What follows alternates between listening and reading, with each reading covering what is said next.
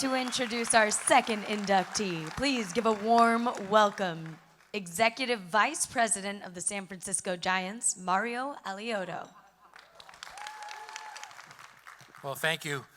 This looks like a long speech, but the font is really big, so don't worry. First of all, I know we're in Dodgers territory tonight, so we apologize for that up front, but it is the National League. But I'm extremely honored to be here this evening and to be asked to introduce my friend and enshrinee, Barry Bonds. It was December of 1992, and the San Francisco Giants were on the brink of moving to Tampa Bay. For so many Giants fans and longtime employees like me, I've been here for 40 years, it was unthinkable. The Giants were family. The stories, the traditions, passed down from generation to generation. Would they actually leave San Francisco like they once left New York and move to Florida? However, during that time, a group of San Francisco business leaders, led by Safeway CEO Peter McGowan, came together to save the Giants from moving. And their very first major decision would change the history of baseball in San Francisco forever. The call was made to the most sought-after free agent on the market that year prior to the 1993 season. The offer was on the table. Would he, in the tradition of his father, Bobby Bonds, and godfather Willie Mays, come home and play for the San Francisco Giants?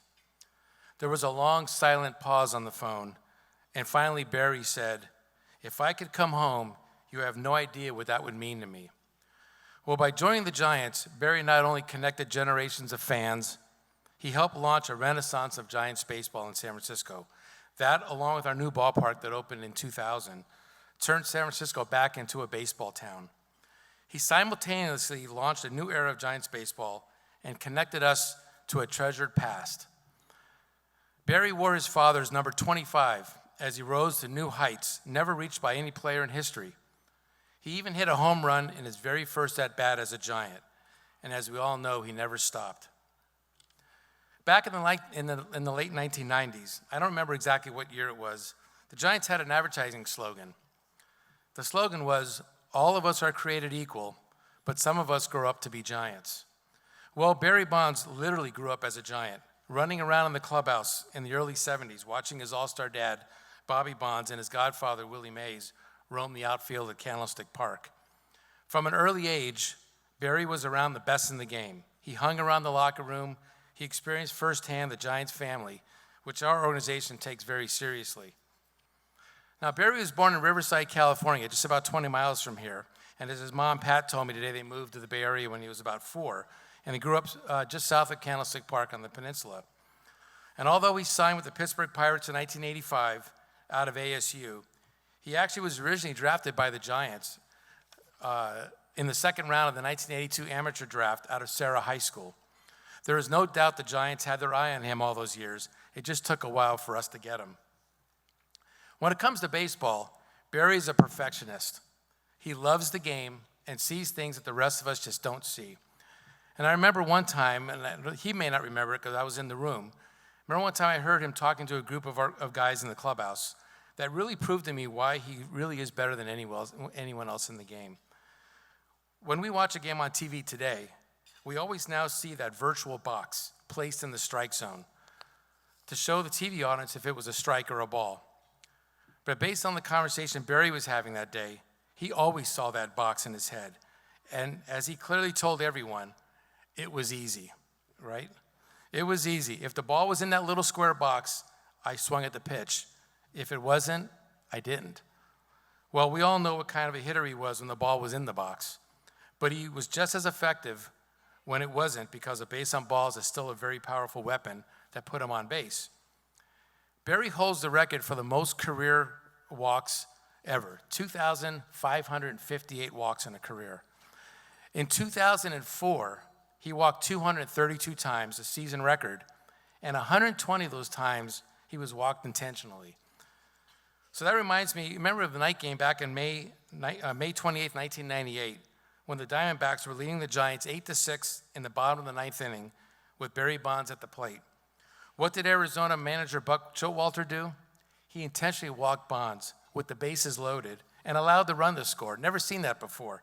Now that is respect. Well, back in that same year in 2004, our marketing department saw an opportunity with all these intentional walks and figured out a way for our fans to buy rubber chickens from us so that every time Barry was intentionally walked, fans would swing those rubber chickens over their heads like rally rags while we played the chicken dance on the PA system. We sold thousands of those. It was fun. It was entertainment. That is what Barry understood. Yes, it was a baseball game, but fans were coming to the ballpark to be entertained, and they got their money's worth when Barry played. In today's environment, where fans have 80-inch televisions at home and technology brings sports experience to younger fans through their mobile device, we are all focused on making the ballpark or the arena experience more appealing than sitting on your couch at home. Well, Barry did that for us. He made it fun to be there in person. He was the center of attention, and he performed for everyone. Now, there are some people who absolutely love Barry Bonds and some people who don't. Now, let me speak about those who don't, the ballpark concessionaire. When Barry was up at bat, no one moved. Everyone wanted to see him hit. In fact, fans would get out of the concession stand lines and run back towards the field just to get a glimpse of him. There was definitely a loss in food and beverage sales whenever he was in the batter's box. Even fans in the restrooms, and my son told me this last night when I read him the speech, even fans in the restrooms would say, "Hurry up, Barry's up next." Others absolutely loved Barry, though, and one of them is our Vice President of Ticket Sales, Russ Stanley, the one who's credited with bringing dynamic pricing to sports. Dynamic pricing is the idea that every game is not valued the same, just like hotels and airlines. It's because of Barry that dynamic pricing was finally adopted by the Giants, the first team to take dynamic pricing throughout the entire ballpark. On the afternoon of the day that Barry hit 756, there was an unbelievable demand for our tickets. For months, Russ was trying to convince us that dynamic pricing was the future of ticketing and that every game should not be valued at the same price. On that day, he said, "Everyone wants a ticket to tonight's game, but I can only sell it for $32 because that's what we all agreed to back in November that a lower box ticket was worth. But tonight, it's worth at least $332, if not more." Well, the following year, we introduced dynamic pricing throughout the ballpark, and ticketing around sports in this country and throughout the world has never been the same. Thank you, Barry, for that. We all have a perception of what superstars are like: the glamour, the glory, the attention, the stardom. But there's also a side of Barry that he does not call attention to: what he does in his local community, what he does when no one else is watching. The Barry Bonds Family Foundation's mission is to encourage, promote, and fund programs designed to improve the educational achievements, standard of living, and quality of life conditions for African American youth in the Bay Area. The Bonds Foundation has donated millions of dollars over the years to a number of organizations. Oftentimes, he's at Oracle Park hosting a group of kids on the field. No fanfare, no cameras, no attention, just doing good work in the community where he grew up. He's also a generous supporter of the UCSF Benioff Children's Hospital and definitely has a special place in his heart for a family house. Barry has a public side of him, but he also has a private side that many do not see, and I wish more would. Today, Barry is part of the Giants organization and lives in the Bay Area. Although he absolutely loves his new passion, cycling, many times up to 50 miles more a day. I think he said he did 36 this morning. He's also around the ballpark often. And Giants fans love when he walks around the stands, taking photos, signing autographs, and just being around the ballpark. He's part of our family. Giants fans love him, the Giants organization loves him, and our investor group, represented here tonight by Rob Dean, our vice chairman, love him. The fact that Barry could repeat history by spending the majority of his career as a Giant, raise his kids around the ballpark, and live close to his mom and dad while he was playing is something that is so unique in this game today, and it links the Bonds family to the Giants. Of course, we lost his dad, Bobby, back in August of 2003, but he was able to see his son make a name of his own as a San Francisco Giant. In fact, Barry's mom, Pat, who I still see often at the ball games, not as much this year, as we talked about earlier, and two of his children, actually three of his children, Nikolai, Aisha, and Shikari, are all here tonight. Before I introduce Barry, I'd like to take a moment to review his career stats, because this is the best part of this, because these stats are unbelievable. So he played in 22 seasons in Major League Baseball. He debuted on May 30th, 1986 for the Pittsburgh Pirates. Had a .298 career batting average. He had a total of 2,935 hits, 1,996 RBI, 514 stolen bases, 8 Gold Gloves, 12 Silver Slugger Awards, a 14-time All-Star, 7-time Most Valuable Player, and of course, 762 home runs. So Barry had his number 25 retired by the Giants organization last summer. He's on the Giants Wall of Fame. He's in the Bay Area Sports Hall of Fame. He's now in the California Sports Hall of Fame. He's in the ASU Hall of Fame. He's in the Sarah High School Hall of Fame. But there's one more Hall of Fame to go. So we're waiting for that one, Barry. So now I'm pleased to present for induction into the California Sports Hall of Fame, the all-time home run king, a California native, Barry Bonds.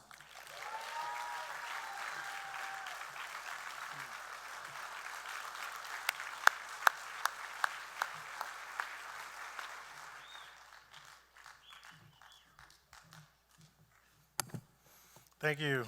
I don't even know what to say after all that. I try to tell everyone when I as a kid, I was, I only wanted to ride my big wheel. My mom's the one who really got me into this game. And I never really had to do speeches ever. I tell my kids I can't read. I wasn't good in school. So I picked baseball. And they said, why? Because all I have to say is, I got it. Don't have to say anything else to anyone. I'm kind of shy, introverted, kind of loner type person.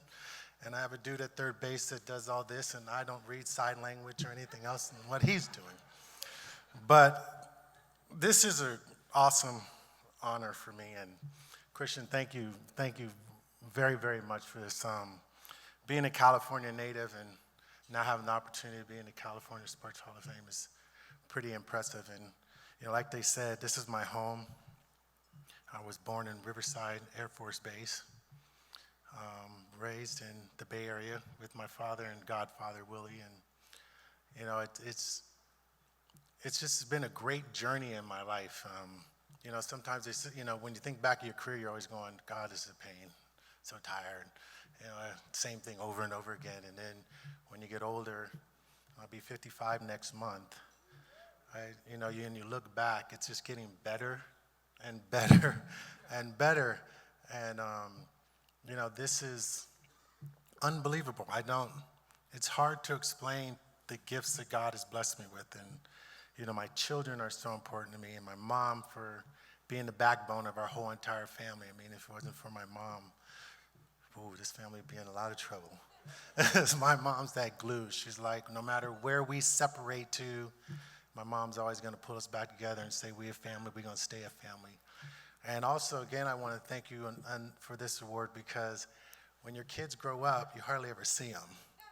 And this is awesome for me to have my 3 children here with me, all in the same room, It's awesome. So, I think, and also for obviously Rob, Dean, and Mario and the Giants organization for bringing me back home. I try to tell people there's no greater place than at home. And, as a kid growing up wanting to play baseball, my whole life, my whole dream was to play in San Francisco and play with I wanted to play with my godfather, Willie, and I wanted to play with my dad. And just to give you a little history, it's probably the most I've ever talked. I always wanted to play with them, but I just didn't know the age gap. So I decided that I'm going to create my own dream and try to be a great baseball player. And having Willie and my dad as my mentors and idols was unbelievable. So I got to fulfill the biggest dream I did, because I actually really got the opportunity to play with them in my own, dream. So my father played right field for the San Francisco Giants. My godfather played center field for the San Francisco Giants. And I completed our family circle and played left field for the San Francisco Giants. So I think It's probably the best thing that ever happened to me. So every time I was in left field, I always got to see Willie, and I always got to look at right field and see my dad. So thank you for this, Christian. I really appreciate it, and this is a great evening. And Jim, you know I love you to death. We've been boys forever, so it's always good to see you too, buddy. Thank you.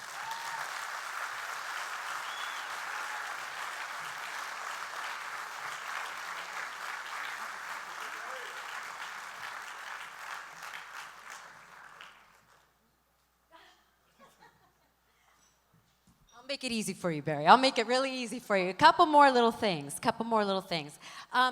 So the family's here. Your mom's here, right here, right? Yeah. So I heard Barry say, you said your mom's your best friend. Your best friend. And you told a story once about how she took you to play, maybe it was Little League or something, and you didn't want to play baseball. No, I wanted to ride big wheels with my friends and skateboard down the hill. I mean, I grew up in St. Carlos, which was a sport town, but I mean, I was like any other kid. I wanted to go with my big wheel, and we wanted to go rope swinging and cardboard sliding down the hill, and my mom's like, I'm going to take you guys over to play baseball. And, I didn't want to go. And my mom said, well, you going? And I went. And I played for the O's. Well, back then you just had T-shirt. It was the Blues or the O's and orange. It was the orange T-shirts, so we the O's. And then you had the Blues with the Blues, and black was whatever team's name. And then I got up to bat, and I hit the ball, and it went through everyone's leg, and I ran around the whole bases. And I told Mommy, I like it. This is fun. And that's how my career started. How soon before you hit your first home run? Well, me and my brother, the reason why my mom took us is me and my brother played strikeout against the garage all the time. We used to hit the balls in our neighbor's yard. And, my mom didn't want us to get a whooping or grounded or anything, so she took us to go play. But we played baseball. We played strikeout all the time. We used to try to kill each other. And, we pretend we were every giant player on the team. I heard you also say once that you, first of all, 762. 762. Yeah. It's a lot. Do you ever say 762 to yourself? No. No. Dude, I could pick out a few. I grew up in Pittsburgh, so I've been watching you for a good long time. Yeah. I could pick a few home runs of yours that I would say would be the most memorable. And for you, I don't want to put words in your mouth.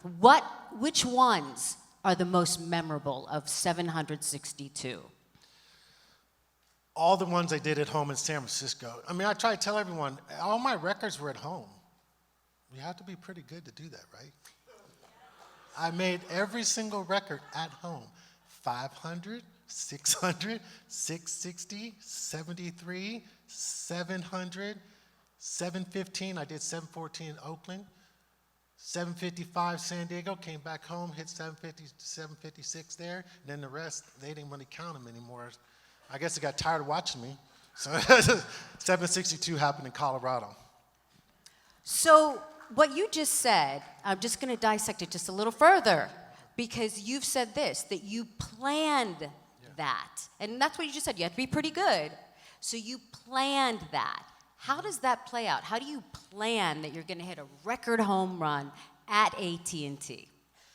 Well, when you hit a lot of home runs, half the time they're scared. So I figured I can try to intimidate him a little bit, and then he'll walk me, and then I can calculate this to where I haven't had enough hits, and then the manager gets upset that he hasn't swung the bat. Maybe he's cold, and I try to calculate it that, okay, I'm in Philadelphia, we play 2 games, I can make him walk me 2 games, pitch me a 3rd game, but then I'm going to be a little bit off, and I can do it at home when we get home. I just figured it out that way mathematically. 762, what a number that is. And I talked to Dusty Baker, and because I like to kind of bring something else to the table, but Dusty talks about your incredible work ethic, that if you needed to work on something, you would stay all night long, and then you might go home and sleep when everybody else came to the ballpark. And you even said you're introverted. And I know, I can tell, it's not easy for you to sit here and talk more, right? No. Right? But at times, maybe the introverted or the work hard, people didn't see those things. Can you tell me why would you work all night long? Why did you do those things? It's like I tell my kids, I was just born that way. I mean, like now I cycle all the time, or, it's just, I'm born that way. Baseball was something that I could see really fast. Baseball was just something that I enjoyed to do, and training is just in me. I train every single day. My kids are sitting right here. They'll say, "What does Dad do?" He has TV, he goes to sleep, or he's working out. That's what he loves, and it's been my passion my whole entire life is working out. And it's hard to explain, but that's what I see enjoy those doing. beautiful faces looking up here, by the way, and you've said that they've been really great at helping you now that you're out and you're out talking among people. Yeah, Yes. they helped me a lot because Yes. I'm not good at this, and that's why I wasn't good in the media. I didn't know what to say because it's hard. Someone comes up to you and goes, "Do you guys going to win this year?" I'm like, "Really? It's Don't worry, I'm not Jim Gray. It's like it's February. It's like, I try to explain people like this on and I really thank my kids for getting me out. And Jim knows me too as well. We've been really tight. And I try to explain to people, I have these people that work for me that are just computer geniuses, but they have like zero personality. They're just like this person that just does this, and I'm going, I really want to do this. And they look at you like you're crazy, like you don't know how to do this. It's like boom, boom, boom, boom. But that was like how it was in baseball. It was kind of hard to explain that IQ was like, someone would ask me a question and I would come off kind of like, it sounded rude, really rude. Because he's like, "Do you guys going to win the World Series?" I'm like, "It's February, dude. Are you stupid?" I'm thinking that this doesn't calculate. I can't. "Well, what do you think about your team?" I'm like, "We don't know. We just started yesterday." And so it was hard because I could calculate what was going to happen during the course of the year based on, like, if you would ask me this question like June, I could calculate it for you. I could say, we're going to be in first place. I know it because I can see how we're doing things. I can see how we're playing, and I know what we're doing as a team. But it's hard to explain when you're kind of that focus or that person. I was a baseball player without a personality. But I have a good one now, kind of. But better, but I just didn't. I was a baseball player without a personality, and kind of backfired on me a little bit, but it's going better now. It's going better now, yes, and I appreciate it. So one last word from Dusty. He said congratulations, Oh, and that's the my big dog. one will come soon. Thank so you. congratulations. Thank you, guys.